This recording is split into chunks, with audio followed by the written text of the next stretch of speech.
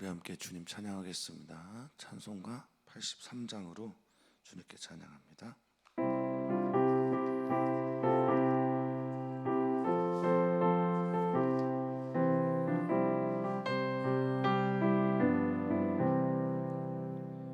나의 맘에 근심 구름 가득하게 덮이고 슬픈 눈물 하염없이 흐를 때 인자하고 부드러운 음성으로 부르사 나를 위로하리 누가 있을까. 주 예수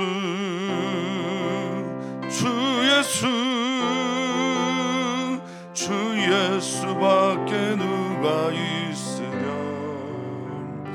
슬퍼 낙심될 때에 내 친구 되시는 구주 예수밖에 다시 없도다. 무거운 짐 등에 지고 인생 길을 가는 자 힘이 없어 쓰러지려 할 때에 능력 있는 팔을 펴서 나의 손을 붙들어 나를 구해주리 누가 있을까. 주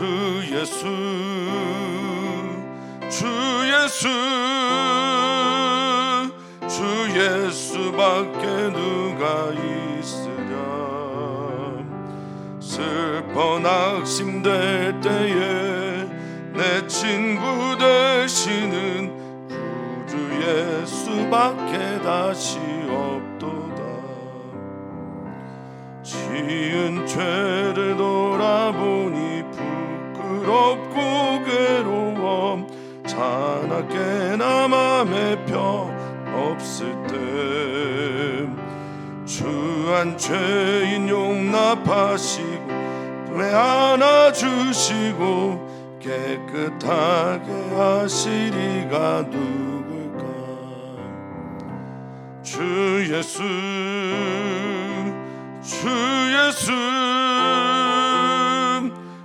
예수밖에 누가 있으랴.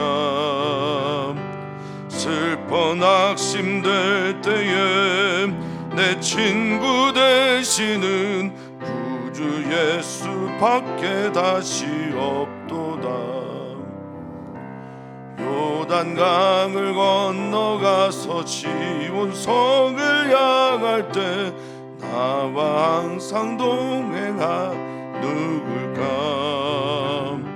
두려움의 검은 구름 모두 헤쳐버리고 나의 갈 길 인도하리 누굴까. 아멘. 주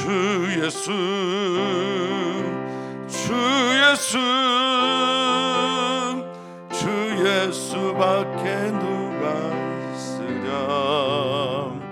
슬퍼 낙심될 때에 내 친구 되시는 구주 예수밖에 다시 없도다.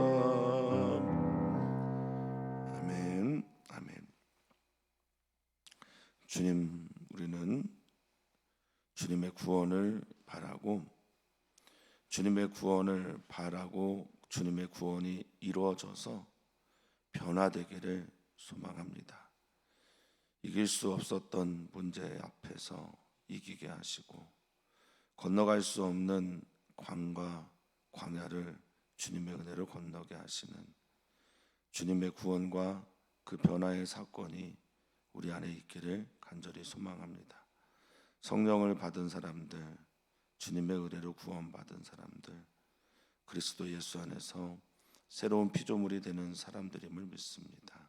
오늘 그 은혜가 말씀을 듣는 중에 깨닫게 해주시고 주님의 말씀 앞에 서는 주님의 시간이 되게 하여 주시옵소서. 감사함 예수님의 이름으로 기도하옵나이다. 아멘. 하나님의 말씀 함께 봅니다. 하나님의 말씀은 사도행전 4장 1절에서 12절까지 말씀입니다. 사도행전 4장 1절에서 12절까지 말씀 우리 한 목소리로 읽겠습니다. 사도들이 백성에게 말할 때 제사장들과 성전 맡은 자와 사두개인들이 이르러 예수 안에 죽은 자의 부활이 있다고 백성을 가르치고 전함을 싫어하여 그들을 잡음에 날이 이미 저물었으므로 이튿날까지 가두었으나 말씀을 들은 사람 중에 믿는 자가 많으니 남자의 수가 약 5천이나 되었더라. 이튿날 관리들과 장로들과 서기관들이 예루살렘에 모였는데 대제사장 안나스와 가야바와 요한과 알렉산더와 및 대제사장의 문중이 다 참여하여 사도들을 가운데 세우고 묻되 너희가 무슨 권세와 누구의 이름으로 이 일을 행하였느냐. 이에 베드로가 성령이 충만하여 이르되 백성의 관리들과 장로들아, 만일 병자에게 행한 착한 일에 대하여 이 사람이 어떻게 구원을 받았느냐고 오늘 우리에게 질문한다면 너희와 모든 이스라엘 백성들은 알라.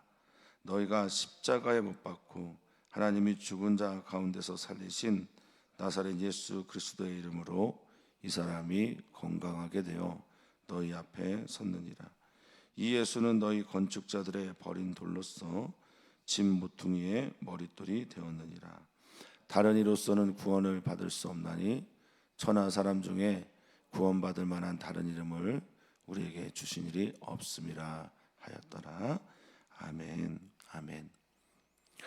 사도들은 예수님이 부활하신 소식을 알고도 자신들의 집에 들어가서 문을 걸어 잠그고 모든 창문을 닫고 두려워했던 사람들이죠. 예수님이 부활하신 그 모습을 보고도 그들은 변하지 않았었습니다. 그런데 성령이 임한 후에 성령이 임한 권능을 받고 그들은 기꺼이 예수님의 증인이 되기 시작합니다. 놀라운 변화가 일어난 거죠. 구원의 이야기는 다름 아닌 몸으로부터 몸으로 향해 가는 변화의 이야기라고 저는 믿습니다. 구원받은 사람은 변화된 사람들입니다.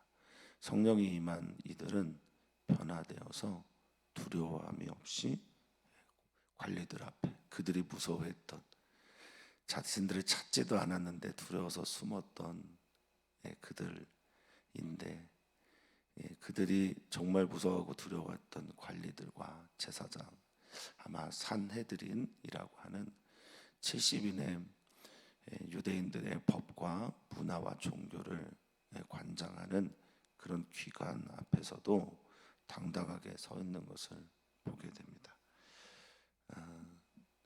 너희가 사람들 앞에 설 때 회당에 공회에 끌려갈 때 두려워하지 마라.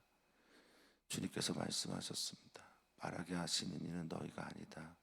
너희 안에 거하시는 성령님이다 라는 말씀 그대로의 일이 그들 안에 성취가 됩니다. 믿음이 성장하는 경우는 다름 아닌 내가 믿음으로 반응했을 때 하나님께서 이루어 가시는 일들을 볼 때 믿음은 자라나게 될 거다라고 믿습니다. 오늘 이 사도들이 그렇습니다. 내가 믿음으로 반응하고 나아갔을 때 실제로 성령께서 그 안에 역사하시는 것들을 우리도 보고 사도들도 봅니다. 우리들의 삶에서 정말 이런 일들을 자주 접했으면 좋겠습니다. 사랑하는 성도님들 모두의 삶 속에서 믿음으로 나아간 걸음들에 주님의 복과 말씀의 성취가 있기를 바라겠습니다. 오늘 이 말씀은 성전 미문에 앉아있는 장애인을 베드로와 요한이 고친 후 성도들에게 그 앞에 있는 사람들에게 한참 설교를 하고 있을 때가 그 배경이죠. 그래서 1절에 사도들이 백성에게 말할 때라고 하는 건 설교할 때죠. 그때 제사장들과 성전 맡은 자와 사두개인들이 이릅니다.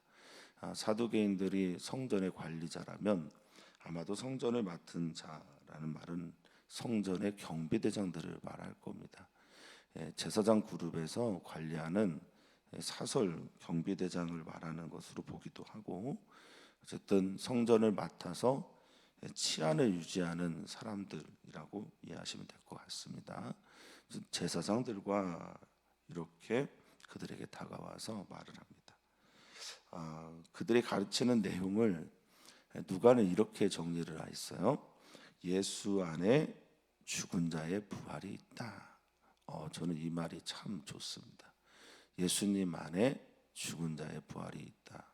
예수님께 속해 있는 사람들, 예수님 향해 있는 사람들, 예수님과 붙어 있는 사람들, 그들은 부활 생명으로 산다라는 거잖아요. 그들이 듣고 가르치고 있는 핵심이 무엇인지를 정확하게 이해해주고 있는 거죠. 말해주고 있는 거죠. 교회에서 또 우리가 예수님이 우리의 복음이다라고 말을 하는데 그 복음의 핵심이 부활에 있음을 우리가 다시 한번 생각하게 됩니다. 근데 부활이 꼭 죽은 자의 부활 맞죠? 이거는 김영봉 목사님의 표현대로라면 죽음 이후에 경험하는 부활을 그분은 이제 대부활 이렇게 말씀하셨고요. 진짜 일어난 그때 가봐야 하는 부활이다라고 말씀하셨고, 우리의 삶 속에서 죽은 자와 방불한 삶을 살다가 살아나는 것을 소부활 이렇게 표현을 하셨어요. 책에서 나는 왜 믿는가라는 책에서 그렇게 말씀하셨는데, 삶에서 그런 거죠. 마음이 침체되어 있다가 생기를 얻어서 일어나게 되는 것도 부활이고, 예수님에 대해서 하나님의 말씀에 대해서 깨닫지 못하고 있다가 깨닫는 것도 부활입니다. 누군가에 확 눌려 있다가 자유롭게 되는 것도 부활 사건이라고 그분은 말씀을 하고 있고요. 이 말에 대해서 마커스 보고는 오히려 이것이 구원의 사건이다라고 말하기도 합니다. 어쨌든 예수님 안에서 죽은 자처럼 힘없고 죽은 자처럼 병들고 죽은 자처럼 그렇게 침체되어 있는 사람들이 다시 일어나는 것, 이게 바로 그들이 전하고 있는 핵심입니다. 예배를 마치고 돌아갈 때 저는 꼭 그런 일들이 우리 사랑하는 성도님들에게 있기를 바라고 있습니다. 오늘 새벽 예배 이후에 아멘이 되어지는 주님의 말씀과 함께 오늘 주님 안에서 부활을 경험하는 일들이 있기를 축복합니다. 이 부활은 자주 설명을 드립니다. 하늘 생명으로 사는 아나라고 하는 전치사와 전치사는 위를 향하여, 아나 전치사는 위를 향하여 사는 것, 그리고 다시 살아나는 그런 뜻이고, 그 가운데서 사는 것, 서는 것, 이게 부활의 의미라고 자주 설명을 드립니다. 죽음 가운데서 서는 것, 사는 것, 다시 살아나고 생기로 일어나는 것, 하늘 생명, 하늘을 향해 일어서고 사는 것, 이게 바로 예수님의 부활이고, 예수님만의 부활이 아니라 우리들의 부활이기 때문에 우리가 결코 놓아서는 안 되는 핵심적인 것이다 라고 믿습니다. 기도할 때, 말씀을 들을 때, 성령님께서 깨닫게 하실 때 이 놀라운 사건이 있었으면 좋겠습니다. 그런데 이 제사장, 성전 맡은 자, 사두개인들, 그러니까 성전과 관련되어 있는 사람들이 예수님의 부활을 매우 싫어합니다. 예수님 안에 있는 부활 전함을 가르치고 전하는 걸 싫어해요. 이 싫어하다라는 말이 디아포네오라는 헬라어인데 그냥 싫어하는 표현보다는 이런 뜻이 더 가깝습니다. 괴로워하다. 그러니까 자기들에게 자괴감에 빠지게 하는 메시지였던 거죠. 왜냐하면 본인들이 죽였으니까. 본인들이 불쾌했고 본인들이 죽인 그 예수님이 다시 살아났다라고 하니까 그게 싫은 거죠. 그런데 이거는 제사장이나 서기관들이나 성전 맡은 자만 그런 것 같지는 않습니다. 전도를 자주는 아니지만 가끔 하다 보면 그렇게 사람들이 불쾌합니다. 또 장로님께서 일터 안에서 많이 복음을 전하고 계신데 그러면 관리자들이 싫어하는 거죠. 불쾌하는 거죠. 더 큰 권위를 설명하고 의미를 부여하게 되는 것들은 사람들이 좋아하지 않답니다. 그래서 그들이 했던 행동은 성전의 치안을 유지해야 된다라는 명목으로 그들을 잡죠. 3절에 보면 그들을 잡아버립니다. 그리고 이튿날까지 가두었다, 감금했다라고 말하고 하고 있어요. 그러니까 가두다라는 말은 결국 감옥에 넣었다라는 말인데요. 그런데 그거와 대조를 이루는 말을 누가가 약간 좀 개그 작가는 아닌데 짓궂습니다. 그들은 갇혀 있고 그들은 감금되어 있고 그들은 감옥 안에 있는데 4절에 뭐라고 말하고 있습니까? 말씀을 들은 사람 중에 믿는 자가 많으니 5천이나 되었다고 합니다. 5천이나 되었다라고 하는 이 표현이 그날 그 설교를 듣고 5천이나 되었다라는 건 아니에요.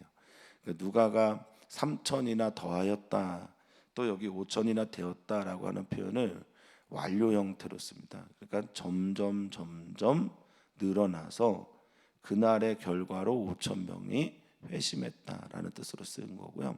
3천 명도 세례를 받은 수가 점점 늘어나서 그 사건으로 3천 명이 되었다라는 말입니다. 그러니까 그 단회적으로 그냥 초대해서 5천 명이 예수님을 믿었다라고 보기는 어렵습니다. 근데 어쨌든 말씀을 듣고 믿는 거예요.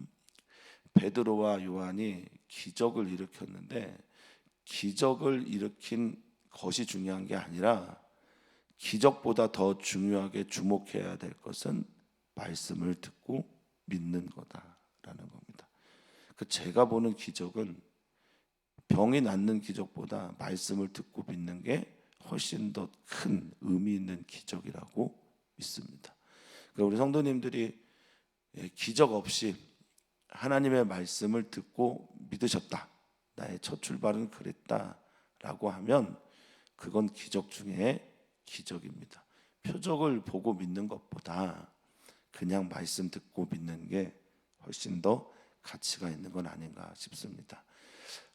지금 누가가 보여주고 있는 저는 메시지 중에 하나는 갇혔으나 믿는 자는 늘었다, 이것 아닌가 싶습니다. 자, 남자의 수만 약 5천 명이 되었고 그 다음날 아침에 이제 신문 이 이야기를 성경은 기록하고 있습니다. 이튿날 이제는 관리들이 좀 추가가 되네요. 아르콘이라고 하는 이 관리들, 공무원들, 또 지도자들, 이런 뜻입니다. 관리들과 장로들이 또 추가가 됩니다. 그러니까 이튿날 아침은 사내들인 공회가 모였다라고 보시면 되겠습니다. 서기관들이 예루살렘에 모입니다. 이 일을 처리하기 위해서 모인 건지 아침에 정례 회의 때문에 모였는지는 모르겠는데 모입니다. 그 중에 예수님을 직접 죽이는 데 가담했던 6절에 보니까 대제사장 안나스, 가야바, 그리고 나머지는 아마 이 가야바의 안나스의 가족들이 아닐까 싶기도 합니다. 가야바는 안나스의 사위이니까요. 자, 그리고 대제사장의 문중이 다 참여합니다. 여기에 이 문중은 가족들이기도 하고 권력을 가진 사람들이기도 하고 혈통들이기도 하죠. 그러니까 중심에 대제사장이 있다라고 말하고 있는 겁니다. 자, 이들이 사도들을 가운데 세우고 묻습니다. 자, 여기 묻다라는 단어가 핀단노마이라고 하는 헬라어예요. 핀단노마이라고 하는 헬라어를 제가 설명을 드리는 이유는 이게 묻는 게 아니기 때문에 그렇습니다. 묻는다라는 게 아니라 힐난하다에 가깝고요, 비난하다에 가깝고, 그리고 질문이라기보다는 탐문에 가깝고 신문에 가깝습니다. 그냥 질문하는 게 아니라 좋은 분위기에서 질문이 아니라는 거죠. 따져 물고 죄를 들춰내기 위한 질문이라는 겁니다. 그러니까 핀단노마이라는 단어를 써서 위협적이었다는 거죠. 위협적이고 공격적이고 내가 감당할 수 있는 시험의 수준이 아닙니다. 그럼 이 본문을 보면서 상전벽해 같이 변화된 우리는 베드로와 요한을 발견하게 됩니다. 무서웠거든요.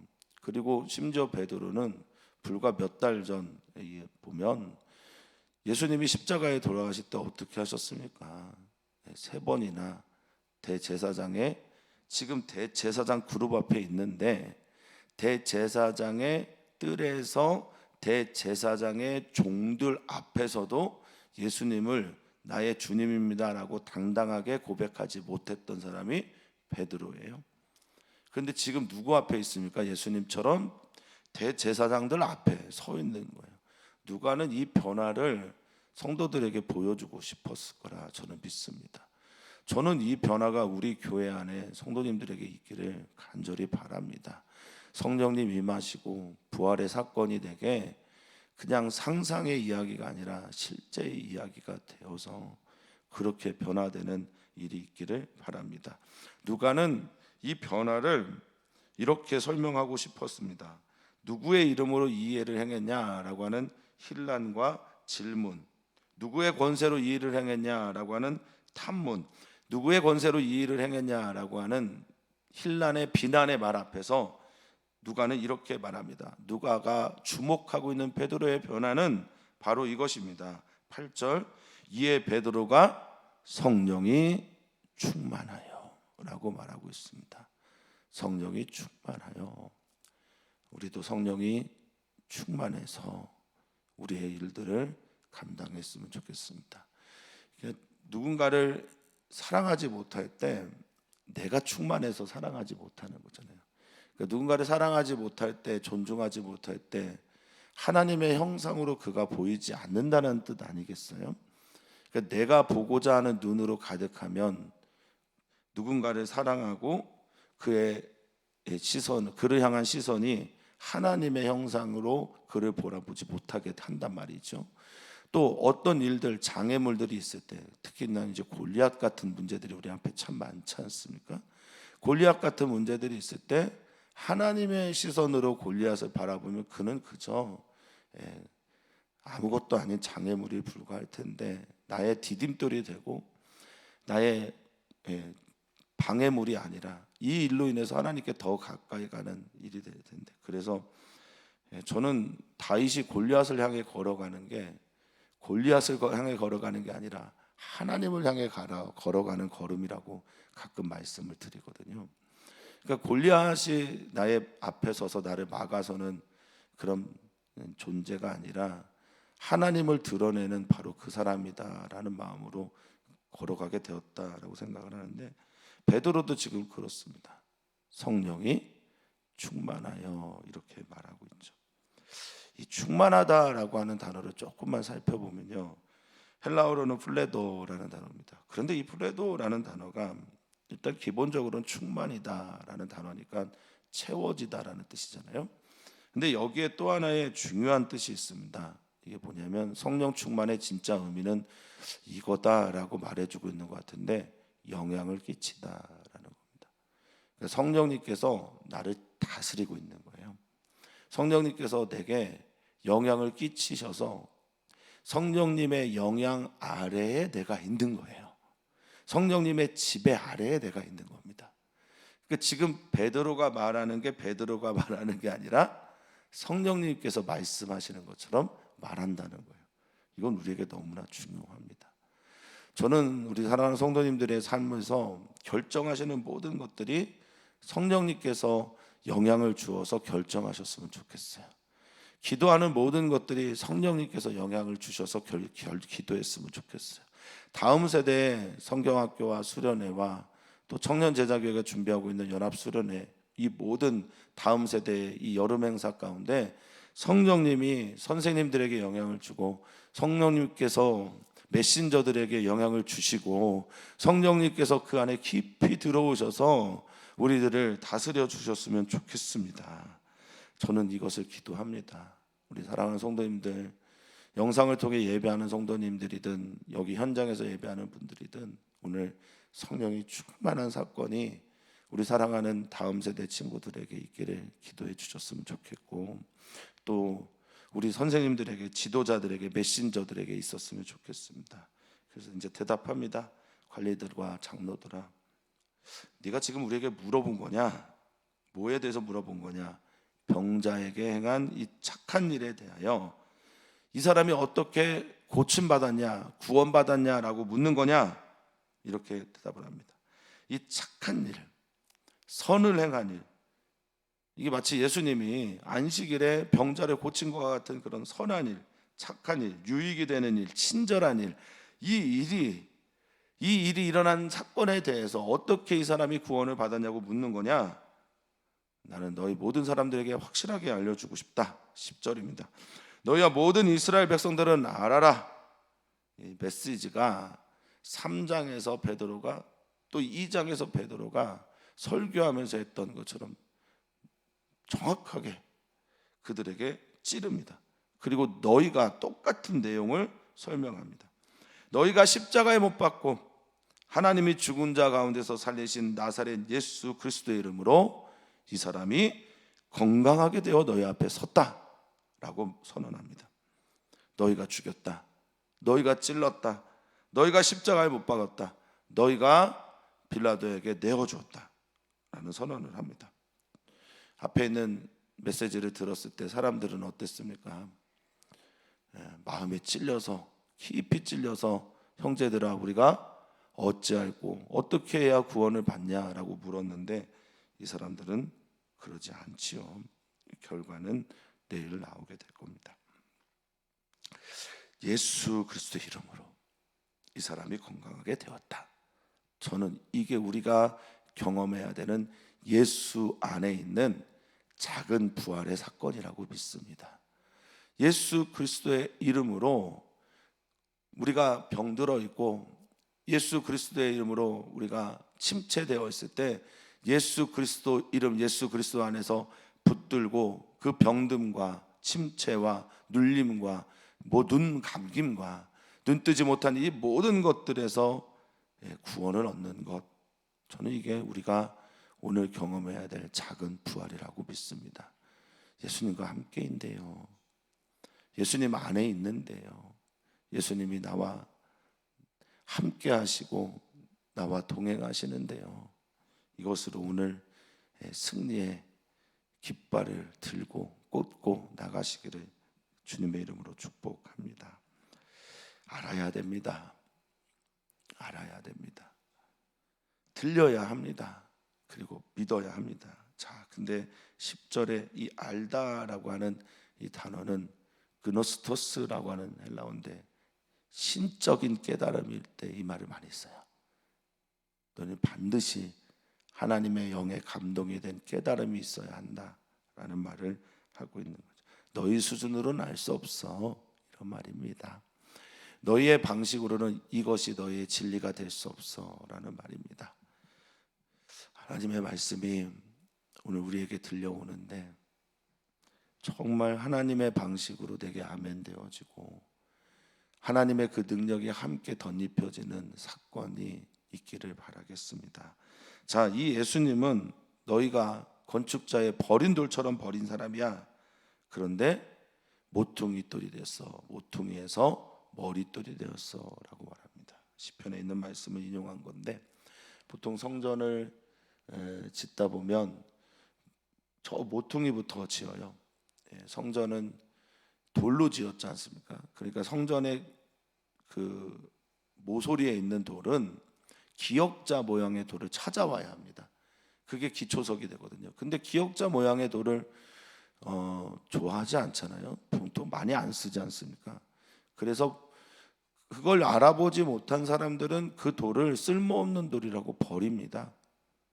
그런데 하나님의 성전은 바로 그 예수 그리스도, 모난 돌처럼 여겨진 그 돌이 기초가 되어서 성전의 건축이 시작되었다라는 거예요. 자, 여기 버리다라는 엑스데네오라는 헬라어도 좀 기억하셨으면 좋겠습니다. 이 버린 이유를 설명하는 단어예요.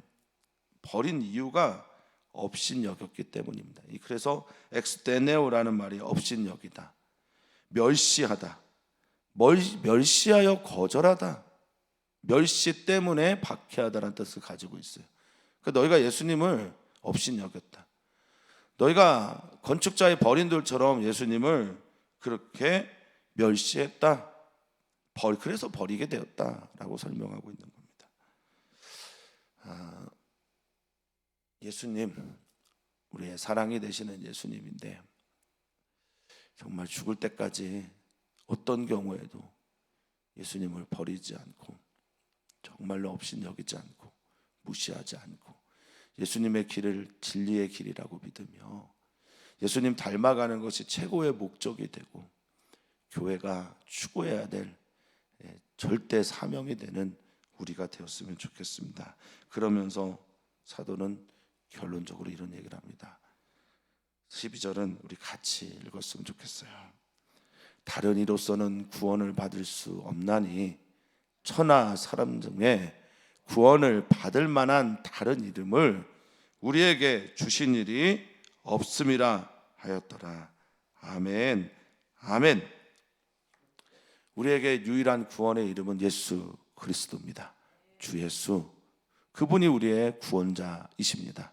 오늘 우리는 그분께 기도합니다. 우리는 그분께 나와 그분으로만 우리가 구원받을 수 있음을 선언합니다. 그리고 선포합니다. 나의 기도가, 우리의 기도가, 우리 교회의 기도가 그렇게 되기를 바랍니다. 그래서 우리는 말하지요. 모든 여름 행사와 예배를 통해서 예수님 만났으면 좋겠다라고요. 다른 이로 구원받을 수가 없으니 구원받을 만한 유일한 이름이신 예수님을 만나는 이번 다음 여름 행사가 되기를, 다음 세대 여름 행사가 되기를 간절히 소망합니다. 어제 제가 감리사로 지방에 임원 회의가 있어서 잠깐 갔었어요. 근데 이제 우리 지방에서 가장 크다고 하는 교회가 어린이 교회 여름 행사, 여름 성경학교 보내는데 8명을 보냅니다. 그러면서 장로님이 너무 마음 아파하시는 거예요. 다음 세대에도 이 복음이, 이 구원이 능력이 돼야 될 텐데 너무 마음이 아픕니다라고 말합니다. 우리 교회가 이번 여름 행사 가운데 정말 구원받을 만한 일은 예수 그리스도의 이름을 온전하게 전하고 우리 아이들 모두가 예수님을 꼭 만났으면 좋겠습니다. 그 안에서 부활을 경험하고 그 안에서 생명을 경험하고 그 안에서 살리시는 주님의 영이 가득한 우리 모든 다음 세대 어린이교회, 청소년교회, 그리고 청년 제자교회 되기를 기도해 주십시오. 우리가 기도합니다. 남성과 여성지체교회에서 오늘 기도하는데 남성교회, 여성교회 대부분의 우리 회원분들과 성도님들이 일을 하십니다. 건강하게. 그곳에서도 교회로 나는 주님의 교회입니다 라고 선언하며 그곳에서 주님의 귀한 종으로, 아들과 딸로 살게 해달라고 우리 남성 여성 지체교회에서 기도해 주시고, 일산 서지방에 있는 여러 교회들을 위해서 기도해 주시고, 다음 세대 여름 행사를 위해서 꼭 기도 부탁드립니다. 주님, 그렇습니다. 다른 이로서는 구원받을 만한 이름이 우리에게 허락되지 않았습니다. 오직 주님만이 우리의 구원입니다. 그래서 우리는 주님 만나고 싶고, 주님 만나서 변화되고 싶고, 주님 만나서 변화된 자로 이 세상에 있으나 세상에 속하지 않으며 하나님의 영광의 깃발을 날마다 들고 승리하기를 소망합니다. 그렇게 무서워서 피했던 대제사장들 앞에서도 당당할 수 있었던 것에 대해서 성경은 우리에게 말합니다. 성령이 충만하여서 그렇게 되었다고. 오늘 우리가 기도합니다. 우리 교회 모든 성도들에게 성령의 충만한 역사를 허락해 주십시오. 성령으로 가득 채워주셔서 성령의 영향 아래, 지배 아래, 성령의 능력 아래 머물러서 이기게도 하시고 사랑하게도 하시고 용서하게도 하시고 믿음도 있게 하여 주시고 선택도 하게 하시고 담대하게 하시고 주님의 걸음을 예수님 닮아 걸어가게 하여 주시옵소서. 그 은혜가 우리 사랑하는 모든 지체들에게 있기를 소망하며 사랑 많으신 예수님의 이름으로 기도하옵나이다. 아멘. 아멘.